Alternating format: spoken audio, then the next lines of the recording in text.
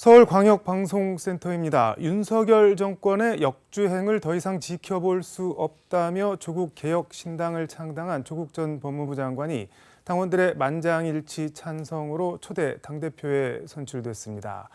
더불어민주당 탈당 얘기가 나왔던 임종석 전 문재인 대통령 비서실장은 페이스북에 당의 결정을 수용하겠다고 밝혀 이낙연 대표의 새로운 미래 합류에 선을 그었습니다. 여의도 초대석 박지원 전 국가정보원장과 함께 정치권 현안 이슈 짚어보겠습니다. 원장님 어서 오십시오. 네, 안녕하세요. 해남 완도 진도 경선 후보 오늘 최고위에서 민주당 최고위에서 확정이 됐다고 하던데 맞나요? 네, 의결했다고 연락받았습니다. 뭐 올드보이 배제 이런 건 결국 뭐 해프닝으로 끝났네요. 지난 한 2년간 엄청나게 들었습니다. 그런데 재밌는 게 네. 이제 경선 발표를 하면은 다시 또 등록을 해야 돼요. 후보로 경선. 네. 그러면 더 올드보이는 특혜가 있네요. 2,200만 원이 네. 등록금으로 내야 되는데 절반, 1,500만 원, 1,100만 원.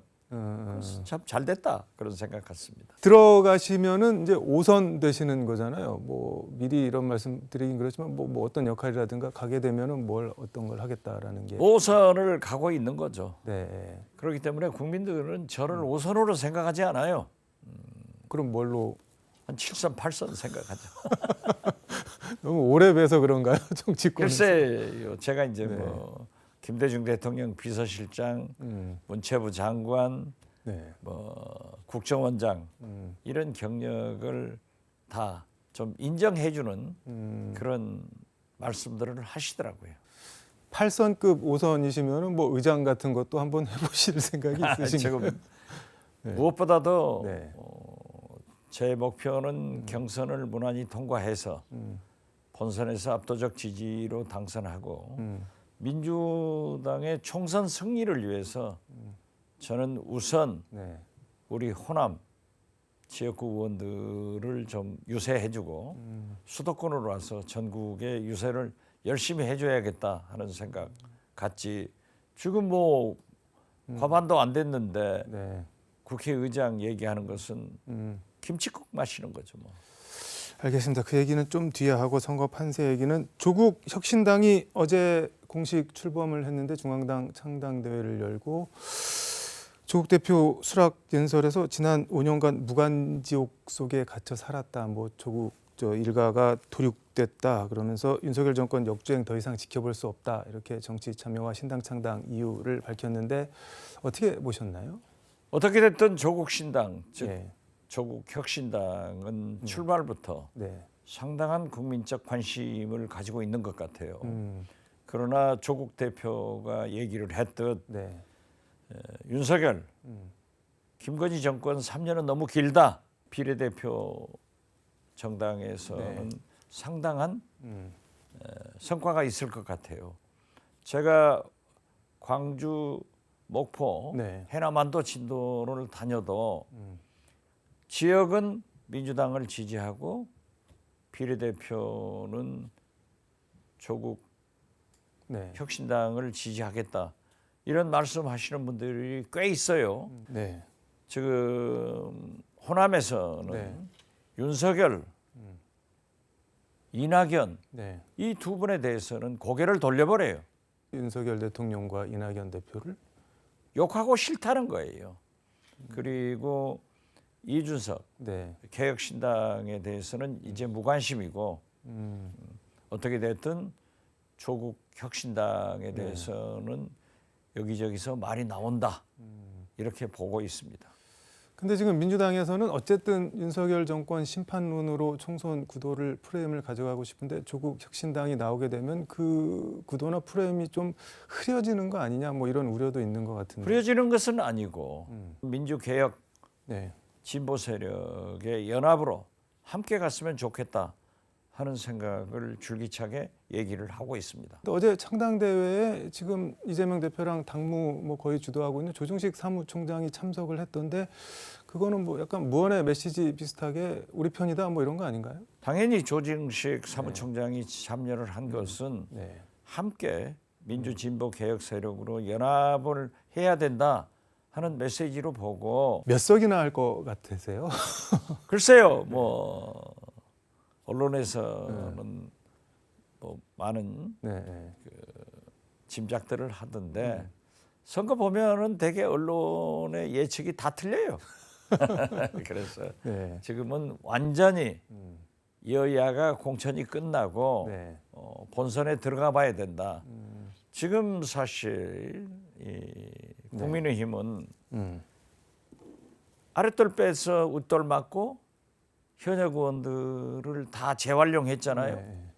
그리고 결국 현역 의원을 재배치한 것은 김건희 특검, 디올백 네. 이런 문제의 방탄 공천이고 또 사실 새로운 국회를 열어보면은 네. 거의 50%가 초선 의원들입니다. 네. 그렇기 때문에 저는 이렇게 재활용한 개혁 공천을 하지 못한 네. 국민의힘 후보에 대해서는 국민이 개혁 선거를 해서 상당 부분 낙선시킬 거다.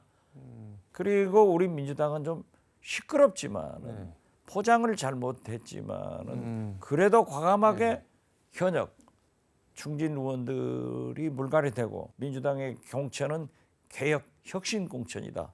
그래서 본선에 들어가면은 결국 윤석열 김건희 정권의 심판과 검찰 정권의 종식이라는 이 시대 정신으로 돌아가기 때문에 민주당이 좋은 결과가 나올 것이다. 이렇게 예측을 합니다. 또 이것이 광주 시민들의 얘기더라고요. 저는 민주당이 결과적으로 공천을 잘하고 있다. 이렇게 봅니다. 엄청나게 무서운 결과들을 가지고 오고 있다고 하는데 임종석 전 실장 같은 경우는 이게 뭐 나중에 뭐 당권, 대권 뭐 이런 거 걸림돌이나 친문 구심점 되는 거를 좀 미리 이재명 대표가 뽑아낸 거 아니냐 뭐 이렇게 보는 사람들도 있던데 그건 어떻게 보세요? 그렇게 언론 보도가 있었지만은 결국 저는 임종석 등이 민주당을 탈당하지 않을 것이다. 제가 예측한 대로 오늘처럼 선언을 하고 있지 않습니까? 굉장히 잘한 결정을 했다. 역시 민주당원이다. 근데 이제 2일 날 그제 이낙연 대표와 임종석 실장이 뭐 둘이 회동을 했는데 분위기가 상당히 좋았다 그러고 어제 저녁 7시에도 이낙연 대표가 임종석 실장한테 전화를 건 모양인데 탈당하겠다 이렇게 밝혔다고 뭐 이제 이낙연 대표 쪽에서는 얘기가 나오는데 오늘 아침에 한 6시 반쯤 페이스북에 뭐 당의 결정을 뭐 수용합니다 이렇게 딱 10글자 올렸던데 밤사이 왜 이렇게 바뀐 걸까요 그러면은? 임종석 비서실장 할 때 이낙연 총리였기 때문에 개인적으로 의견을 나눌 수 있고 또 함께 민주당에 있었기 때문에 소통은 할 수 있지만은 지금 보세요. 이준석 개혁신당 대표가 이낙연 대표하고 함께 해가지고 망했잖아요. 그래서 저는 임종석 비서실장이 그러한 우매한 결정은 하지 않는다. 그리고 실제 광주 전남북을 가보면은 이낙연 대표에 대해서 어떤 여론인가 잘 알고 있을 거다. 그래서 나는 탈당하지 않는다. 함께하지 않는다 했는데 역시 제 예측이 맞았습니다. 잘한 거죠. 근데 궁금한 게 그럴 거면 애초 선을 그으면 되지 뭐 만나서 분위기 좋게 아니 하고. 그러니까 정치라고 하는 것은 소통 아니에요.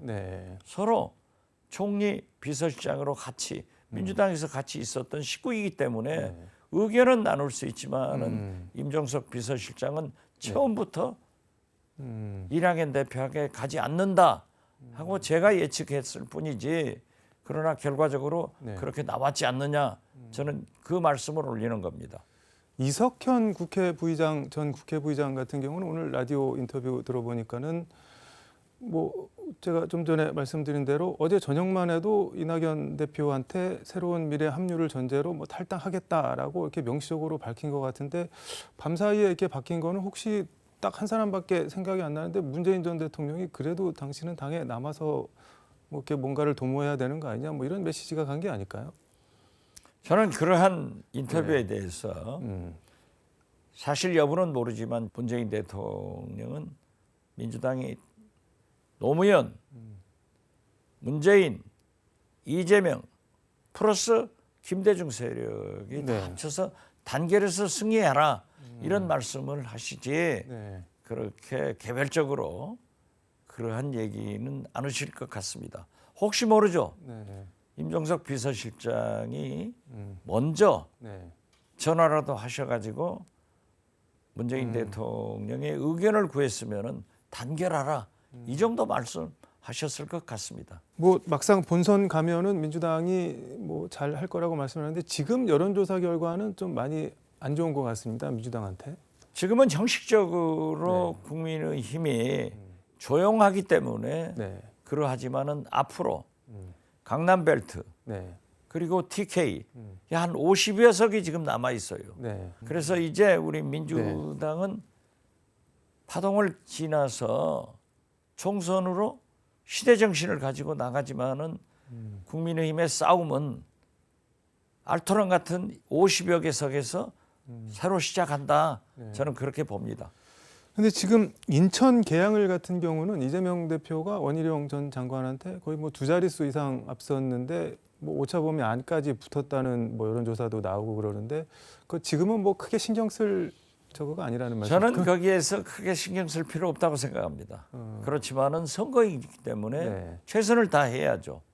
그리고 지금 현재 네. 우리 민주당이 이재명 대표가 공천 파동으로 인해서 네. 지지도가 약간 떨어졌다 하더라도 결국 총선에 가면은 시대 정신, 즉 윤석열 김건희 정권과 검찰 정권의 종식을 위해서 우리 민주 세력들이 네. 단결해서 나가기 때문에 저는 무난하게 승리한다 이렇게 봅니다. 근데 또 뭐 이렇게 보는 사람들도 있는 것 같은데 지금 이제 이재명 대표가 공천 이렇게 본인 의지대로 하는 거 보면은 저 반대쪽에 윤석열 대통령 판박이 아니냐 본인 하고 싶은 대로 이렇게 밀어붙이는 거 아니냐 뭐 도플갱어 뭐 이런 말도 나오던데. 그런 것은 언론이나 네. 뭐 참새들이 또 얘기할 수 있는 거지 대세에 지장이 있다. 저는 그렇게 보지 않습니다. 저는 민주당 공천이 네. 실패하지 않았다. 성공하고 있다. 감동적으로 국민이 바라는 대로 변화와 혁신을 택하고 있다. 이렇게 평가합니다. 광주 전남은 뭐 그렇다고 하더라도 수도권이나 충청 여기도 결과적으로는 잘 될 거다 그럼 이렇게 보시는 건가요? 엄청난 네. 혁신을 하고 있지 않습니까? 그렇지만 상대적으로 네. 국민의힘은 민주당과 비교하면은 어디가 변화고 어디가 혁신하는 거예요. 그래서 저는 네. 그런 평가를 국민들이 하실 거다. 알겠습니다. 그 시간이 거의 다 돼서 요거 하나 좀 얘기를 해보겠습니다. 3.1절 기념식에서 대통령 기념사 관련해서 뭐 난데없이 자유대 논란이 나왔는데 그 뒤에 배경 화면에 자유를 향한 위대한 여정 대한민국 만세 이렇게 했는데 자유를 향한 위대한 여정 대한민국 만세 이게 세로를 읽으면 자위대 이렇게 된다고 논란이 되는데 이런 게 왜 논란이 될까요? 그런데 글쎄요. 윤석열 대통령은 한일 관계에 대해서 정상화를 했다 하는 것은 평가를 받을 수 있지만은 우리의 역사를 네. 굴력적으로 일본에 헌납하고 특히 후쿠시마 오염수로 인해서 네. 우리 수산인 해남한도 진도의 어업인들도 네. 막대한 지장을 받고 있는데 네. 그러한 것에 너무 굴종 외교를 하고 일본에 따라가는 그러한 외교로 인해서 지금 네. 남북 관계도 긴장의 길로 가고 있다. 그래서 실패한 외교 대통령이다. 저는 그렇게 봅니다. 민주당은 기념사에 대해서 윤석열 대통령 끝없는 구애가 뭐 부끄럽다 뭐 그렇게 해도. 윤석열 대통령의 외교는 네. 한마디로 실패이기 때문에 일본은 네. 우리 역사를 팔아먹고 후쿠시마 오염수를 팔아먹고 네. 중국이나 러시아나 네. 어디가 좋은 게가 있어요. 그래서 남북관계도 일촉즉발인데 네. 어떻게 됐든 윤석열 대통령을 위해서도 나라를 위해서도 이번 총선에 우리 민주당이 과반수 이상을 확보해서 네. 파탄나는 민주주의, 민생경제 네. 남북 관계를 바로 세우는 그런 계기를 만들어야지. 만약 윤석열 대통령한테 과반수 이상을 준다고 하면은 앞으로 3년간 네. 이 나라가 어떻게 될 것인가, 이것을 국민들이 잘 아셔야 된다 하고, 한일 관계 3.1절 기념사에 대해서 누가 기대를 했어요? 본래 그런 분인데. 뭐 어떻게 되는 건가요? 3년을 과반을 하면은? 더 많은 민주주의가 파괴되고 민생 경제는 살아갈 수가 없을 거예요. 남북 관계, 외교가 엉망이죠. 단 한 가지, 김건희 여사는 외국은 안 나갈 거예요. 왜? 자기가 독일 국빈 방문 같은 그런 중요한 순방도 취소하면서 네. 민생과 안보를 위해서 안 간다. 대통령이 그렇기 때문에 그 사이 민생 안보 좋아지겠어요? 더 나빠져요. 그렇기 때문에 우리 국민들이 이번에 진짜 두 눈 부릅뜨고 선거를 잘해야 된다. 저는 그렇게 봅니다. 아니 독일 국빈 방문 한번 취소했다고 영부인이 뭐 다른 외유 순방도 앞으로 안 나간다는 아니, 말씀인가요? 독일 국빈 방문 같이 중요한 네. 순방도 취소하면서 그 원인이 뭐였어요? 민생을, 네. 안보를 위해서 안 간다고 했는데 지금 민생과 안보는 더 나빠지잖아요. 더 나빠지는데 어떻게 나가세요? 민생 안보 기준으로 보면 앞으로도 계속 나가기 힘드실 그렇죠. 거다. 뭐 그런.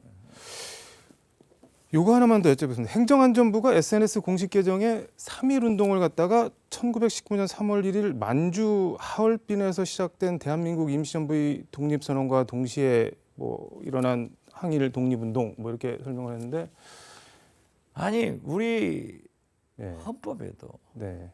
상해 임시정부가 우리 네. 아니에요? 음. 이걸 송두리째 부인하기 때문에 홍범도 장군, 네. 김자진 장군, 이시영, 네. 이혜영 이런 분들의 역사를 지우고 있다고요.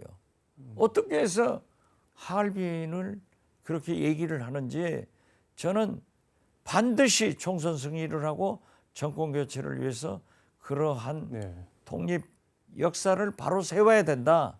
저도 독립 유공자 후손으로 심지어 얼마나 이러한 것이 잘못되고 있으면은 네. 윤석열 대통령의 멘토라고 하는 이종찬 네. 전 국정원장, 현 광복회 회장께서도 분노하고 있겠어요. 이건 아닙니다. 진짜 우리 역사를 이렇게 파탄내버리는 윤석열 대통령은 외교도 네. 역사도 누군가는 징벌을 받을 것이다. 저는 그렇게 생각합니다. 아니 이게 대한민국 임시정부가 1919년 상하이에서 수립이 된 이후에 뭐 정세 변화에 따라서 뭐 항저우, 광저우, 충칭 이렇게 옮겨 다니긴 했어도 만주 하얼빈을 간 적은 한 번도 없는데, 아니 이 3.1 운동식이 주관하는 그 담당 부처 행정안전부에서 대한민국 임시정부가 만주 하얼빈에서 건립됐다고 하니까는 뭐 약간 나사가 빠진 느낌도. 그 대통령의 그 장관 아니에요. 그 대통령이 그 장관이 어떤 사이예요. 그러니까 세상에 어떻게 우리나라 건국 임시정부가 상하이 1919년 네. 3.1절 후 4월 달에 네. 수립됐는데 이걸 안중근 의사가 했던 하얼빈으로 또 돌아가니까 나중에는 중국 천지에 돌아가는 것 아닌가.